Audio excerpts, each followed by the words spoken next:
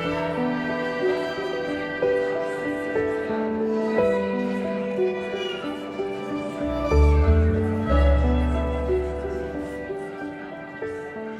share the care of both my parents and with my sister. My sister is the main carer and I support her in her role. And my mother has more than one type of dementia and she also suffers with Parkinson's, and I love my role as a carer. I have two siblings, two brothers, twin brother and a younger brother, and together we care for my mother, who is living alone still. She's probably living with dementia for about 6 or 7 years now. I cared for my late wife through all stages of early onset dementia. She was just 57 when she got the illness and died 3 years ago at the age 66.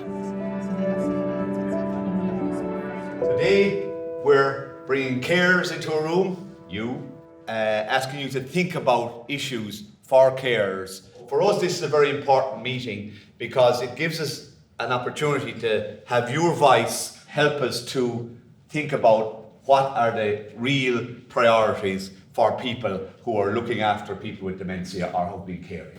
In society in general, carers aren't given enough credit for the work that they do, especially family carers. In Ireland, many of you I'm sure are aware, there's a carers allowance that is means tested. Number one for me would be the financial support. It shouldn't be means tested.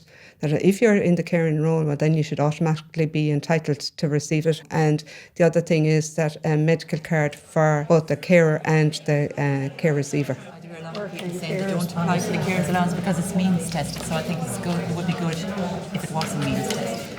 For myself personally, I thought the economical topic that we covered was the most important for me, because I have decided to give up work in order to balance my family life with caring. My mother has Parkinson's and that relates to the dementia as well, and she needs to be hoisted. She needs, physical manhandling.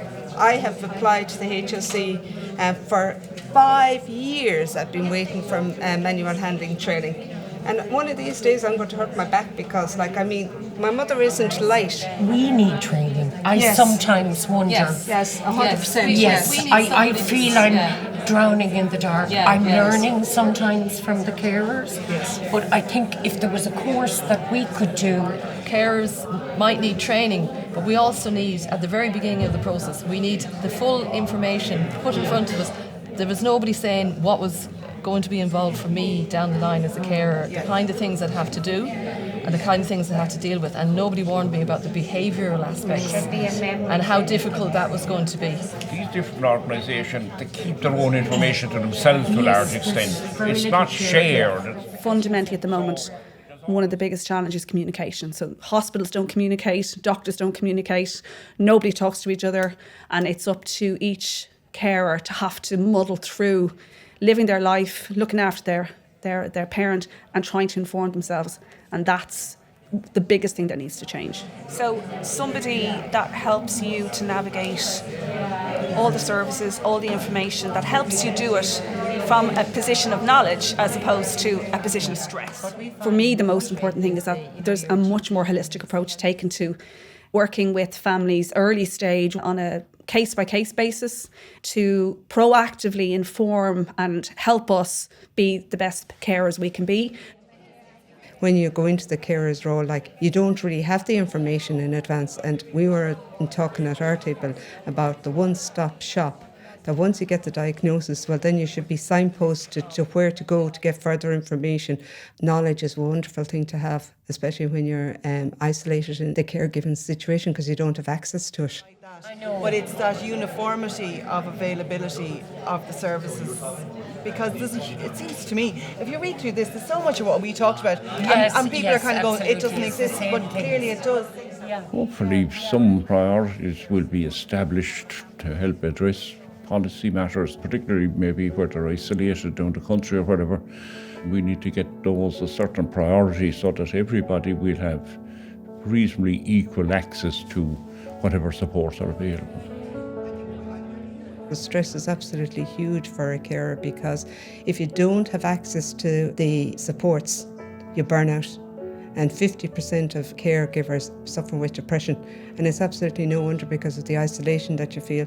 When you have to be on duty 24 hours a day, that you can't relax, close your eyes and go to sleep and not worry about the person, of course it's going to cause stress.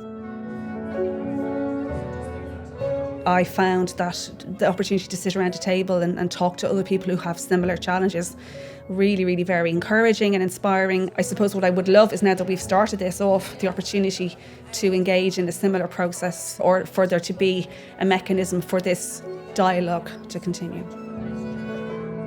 I think the most powerful thing about days like today is it gives you an opportunity to meet other people and to realise that you're not on your own. That's hugely important because of the isolation that we feel. The Carers Assembly was an opportunity for the carer to give their thoughts to the policymakers. So today was about providing an opportunity to give feedback to people who are in a position to look at making the life of a carer and ultimately the life of the patient a better experience. And even if that policy doesn't change for me immediately, that at least people coming after me will have an opportunity to gain from our experience.